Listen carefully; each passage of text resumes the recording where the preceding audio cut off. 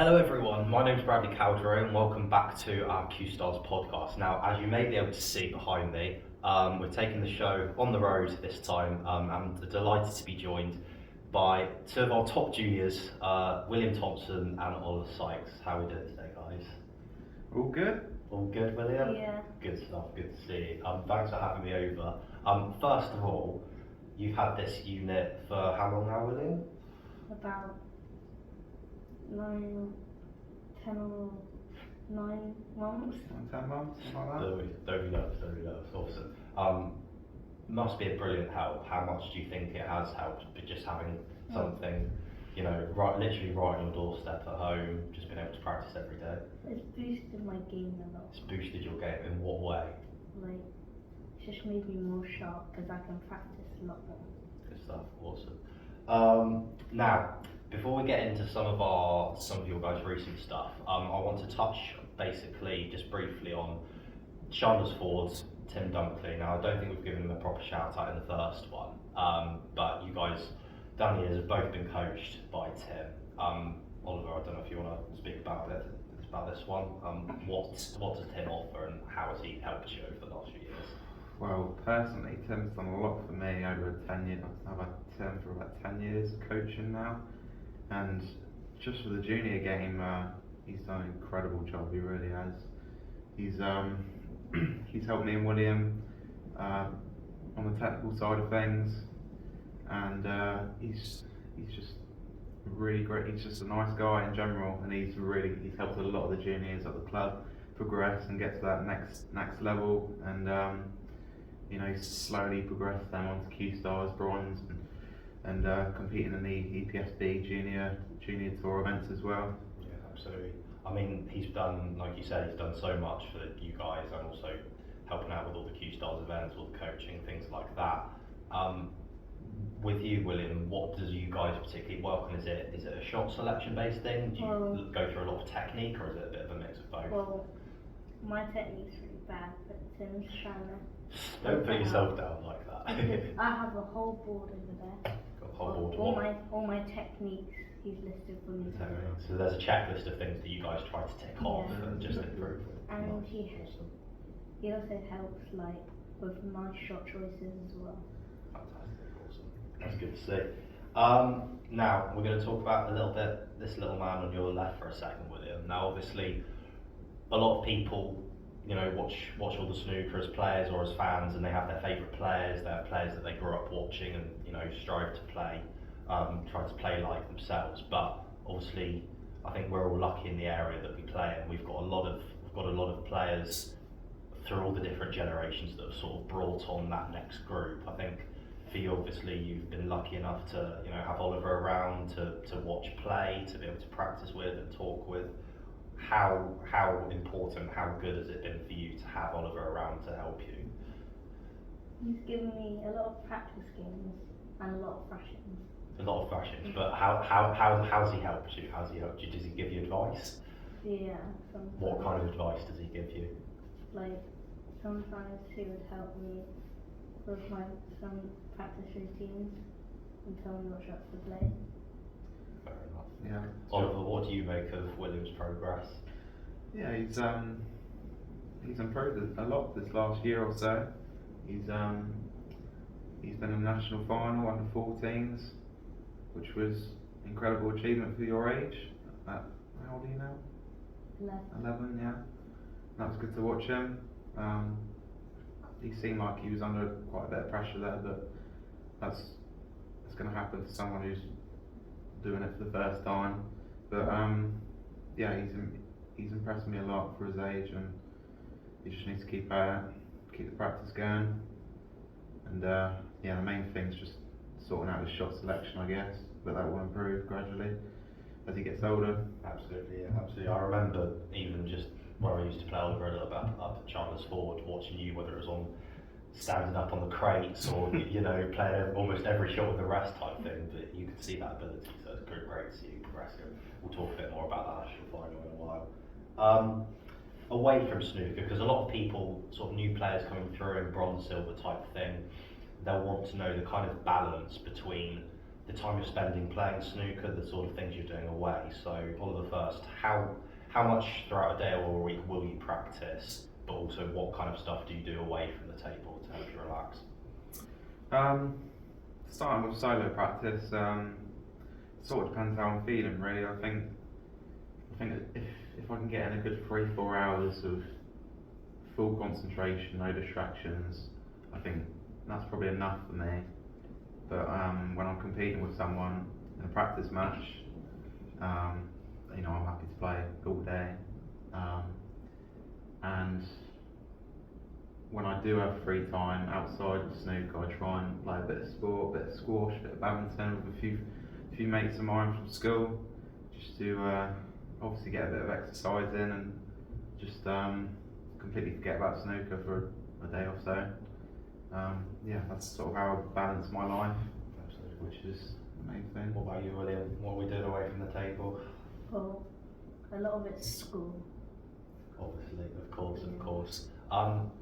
Is it, what, do you have any other hobbies, or is it literally just a case of living and breathing snooker and just spending every other second you have playing and watching? You got your karate, I've haven't you? got karate. Karate as well, We had a little bit of tennis yesterday, didn't we? Yeah, and I used to do a lot of sports. I used to do swimming, football, and karate, golf, Amazing. and snooker. Of course, the main thing for all of us. I think the key thing for people to take, that I think it seems, you know, the sort of myth that snooker has to be your entire life. Obviously, you have to dedicate a lot of time towards it, but the idea that you can't have any sort of life away from that, I think is absolute rubbish. I think you guys epitomise that with the sort of choices that you said that you've made. Yeah. What I do myself as well. I think you have to be able to have that time where you can break away from it. So yeah, that absolutely aligns with what you guys have said. So yeah, that's really good to hear. I'm sure that'll be really good feedback for all the others as well. We'll bring it on to this season. So William, you've had a really good year. Your first season on gold, managed to become the youngest ever player to win a gold tournament. That was quite early in the season, wasn't it? Yeah, I think that's the first tournament. Was Oh, it? that's I think it was the first event. So Yeah, first gold so win was at it. first attempt, that's, yeah, breaking records left, right and centre there. Is that something you expected to do straight away? No. No? Surprised yourself? Do you remember how you played that day? Well, I remember everyone's cues are very sticky. Oh yeah, everyone's Was it a warm day? everyone's playing the same conditions. It was very, Got to give yourself a pat on the back at the end of the day. lots of people there. There must It have. gets stuffy sometimes. That's fair enough. You must have adapted better than all of the others though, so that was brilliant to break that record. Of course, we've spoken about it just a little bit earlier as well. Reaching the England under 14 final, obviously the final didn't quite go as you would have liked it to, but how proud were you to get to that first national final and sort of tick that off? I was very happy to reach that. Yeah, was it something you expected to do? Well, I sort of had a 50-50 chance. Yeah. There's other players that can beat me out there as well. Absolutely. Yeah, you got another couple of years or so at least of that. Yeah. And you did play very well in the semis as well, didn't you? You scored quite heavily in that, didn't you? And the 15 final. 15 and 70, didn't you? That was in the final. Was it the final? Was it? Yeah. Well, it's good to hear you've got that respect for the other players, but I think we all know as well the sort of talent and the sort of danger that you possess to them as well. So I think over that next couple of years, whether it's 14s or 16s, I think you've got a brilliant chance if you keep on doing what you're doing of getting that first national title. I remember when I reached my first national final in under 16s, I remember being really nervous. How did you feel when you were playing in the final? Regardless of result, how did you feel playing I in was the a bit final? nervous. I was just trying to keep my cool. Absolutely. I've been in billiards finals and I kind of had a bit of experience, but Mhm. Nicholas has had a year in it. Of course, yeah. I think it'll be something that you'll look back on when you sort of come to it next time, and you'll be definitely a lot stronger for it. So you know, it's just one step towards what you're trying to achieve, and different things you want to tick off as a junior. So I think in the long run it'll be all good. Over to you, sir. Now I've got a list to reel off because you won't reel off because you're very self-deprecating. But national number one as a junior this season, World Junior semi-finalist, World Amateur quarter-finalist, wild cards on the Pro Tour, you've won on the shootout. Was that against Rod Lawler, I want to say? Shootout against Rod. And yeah. then a good win in the UK Championship against Abbey Burton as well. Probably fair to say it's been your best season. Would you agree with that? Certainly, yeah. What have been the foundations behind that? What's been the difference for you this year? I think I'd definitely say my scoring's been a big impact on most of my game. I think just getting in the balls, making those one visits, I think obviously is helpful because it doesn't happen very often, one visits, but it's in these sort of big matches like the UK, I mean I didn't have any really big breaks, but I had a few 50s, and under that sort of pressure I was quite happy to make almost frame winning breaks. I was sort of different in the shootout against Rod, but also being able to sort of compose myself under pressure. It was playing in front of a crowd in the shootout, and the first time playing on that condition, it was I was nervous as hell. I was out there, but I was playing with the rest on one of my shots, and I was shaking so much. I couldn't believe the red actually went in the pocket. But I've had a lot of experience this season, and I think it's just it's impacted my game massively. Definitely. Sort of as a fellow player playing against you, watching you, I think your scoring has come on leaps and bounds, and there's no surprise that you've achieved what you have this year. I think as well, moving on to sort of the near future with Q School, I think those experiences of the shootout, the UK, should stand you sort of experience-wise, like you said, in good stead for that. How, not necessarily targets, but what's your sort of mindset, what's your attitude going into Q School this year, what is possible? Well, I think just trying to get through the first round, really winning that first game, getting used to the tables, I think just getting a couple of wins on the board, settle down a little bit, and I think that's the main thing, not worrying too much about what's going on around you, and when there is enough time, once we do finish on the table, sort of have a bit of time off and go back out there and do it again, sort of thing. Absolutely. I think it's sort of at a lower level, but perhaps in a similar way to what a lot of the pros say about the world champs and the Crucible, just wanting to get that first one out of the way, not wanting to go at that first hurdle and then sort of growing into the events from there. So hopefully I'm sure you'll be more capable of doing that. Talking of world championships, now there's going to be a sort of theme throughout these podcasts. I put John Hunter, if you haven't seen our first episode, please feel free to check it out. It will be also in the description. But we're going to put these two under the griller as well for a little bit of a quiz based on the World Championships from at time of recording not too long ago. William's worried now. So what we're going to do is I've got a few questions for each of you. We're going to go up against each other and see who knows their snooker the best from what's been going on this year. Who do you think? Who thinks they fancy it? William? No. He's been watching that. Okay. Well, we'll see how it goes. It starts off nice and easy, and then it'll get a bit harder. So we've got easy one. 5 questions each. We'll see how it goes. So, William, first question: who won the World Championship this year? Kyron Wilson. William has his first point. Good stuff. Oliver, your first question: what was the score in the final? What was the score? That's a bit tricky, isn't it? William can steal the point if you don't get it. I think it was 18-14. It was 18-14. My friend Fantastic. taught me that. 1 each. Good stuff. We should know that. Okay, William, of the 4 semi-finalists, because it was a year of the underdogs, in the semi-finals, how many qualifiers were there in the semi-finals? 3. Fantastic. Very, very good. Awesome. Perfect so far. Oliver, in the final, the ref that took the final, that was his last match before retiring. Which referee was that? Paul Collier, wasn't it? It was Paul Collier. They're Paul doing Collier. very well so far. They're holding their own. 2 for 2 for each of you. Okay, William, who knocked out the reigning champion Luca Brissell in round 1? bit further ago, a bit longer ago. He was in the semis. One of the players in the semi-final. Was it Jack Jones? It was not Jack Jones. Oliver, to steal the point, who was it? Dave Gilbert. It was Dave Gilbert. Oh. So Oliver has moved 3-2 ahead. Now, Oliver, back to your question.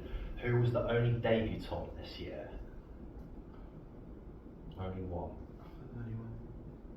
It was Joe O'Connor It against was Mark Joe Delby. O'Connor. Absolutely fantastic. Right, he's 4-2 up, William. You could do with this one.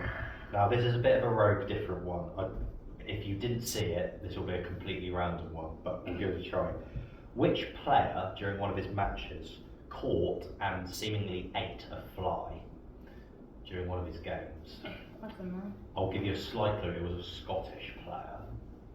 John Higgins? It's not John Higgins. Oliver, any ideas? It was Steve Maguire. Stephen Maguire slapped one of the flies on the table, and from the cameras, it looked like he wanted a little bit of protein. Yeah, but each to their own. But yeah, John Stephen Higgins Maguire. was probably the only one I knew that was Scottish. Fair enough. I think there are only two of them there. this year. Anthony McGill was usually at the Crucible. Yeah, surprising. Wasn't that, yeah? Oliver, who made a 147 in qualifying? None were made in the main event, but who made a 147 in qualifying for the Crucible?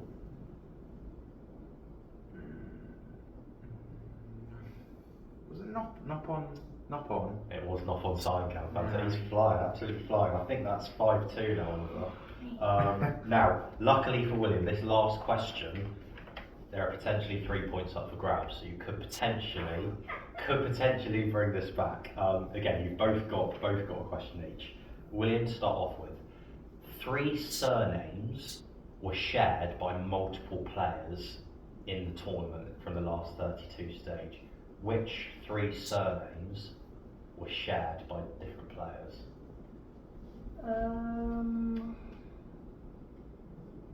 You get a point for everyone you can remember. I'll be nice and give you one clue. One of the surnames was the winner. Wilson. Okay, he's got one. 2 more. Can you think of any more?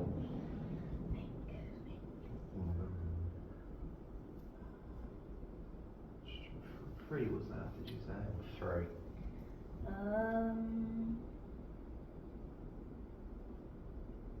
Wait, surname. Just tap out. No. No, he's competitive. He wants to win this. Williams. Absolutely. Mark Williams and Robbie Williams. He's plucked that one out. Can you get a third? What's that common?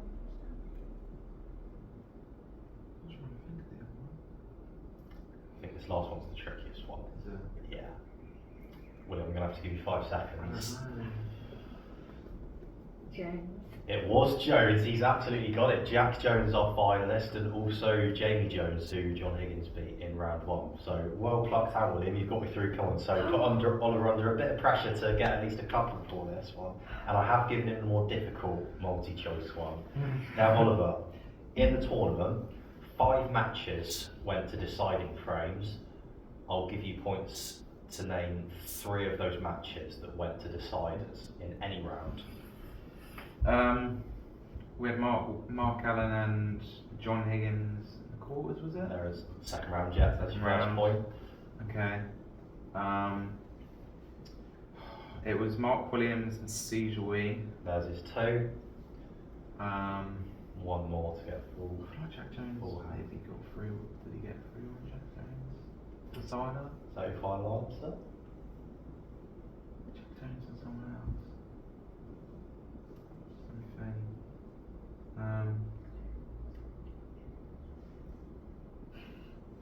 Designer. Just give me a sec. I have to push you a little bit for time. I'll give you 10 seconds. Yeah.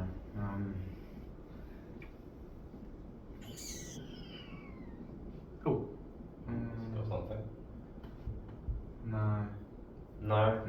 Nothing that? Well, luckily, I think that 1 point has taken you over the line, so you are a winner. But just for housekeeping, David Gilbert 10, Luca Purcell 9 in the first round. You said Williams against C. Robert Milkins beat Pang Jun Shu 10-9 in the first round. Yeah, he gave a big fist bump on that. He did, and also one I thought you might have got Jack Bazowski beating Ding Junhui 10-9. So Funny that. a few rogue ones in there, but I believe that point has given Oliver the victory. So congratulations, you are this pod's quiz champion, Oliver. So well done, hard luck, William. Although some of your answers were very, very Hard good, luck, so bud. I think you did well. I think you did Some well. of them Okie dokie. That's pretty much it. Thank you guys very much for taking time out to chat. I think that's some really good insight. I think a lot of the other players will get a lot of entertainment, some good advice from that. So yeah, really appreciate your time. Oliver, all the best for Q School, and to all you guys who are representing in Q School this year, good luck. William, I think you've got end of season event in Swindon. Is it next weekend? Next weekend, Q Stars? Not I sure. don't know. Well, if you're there, good luck. Yeah, thank you to all you guys for watching. We'll be around very soon. But yeah, cheers. See you soon. Thank you.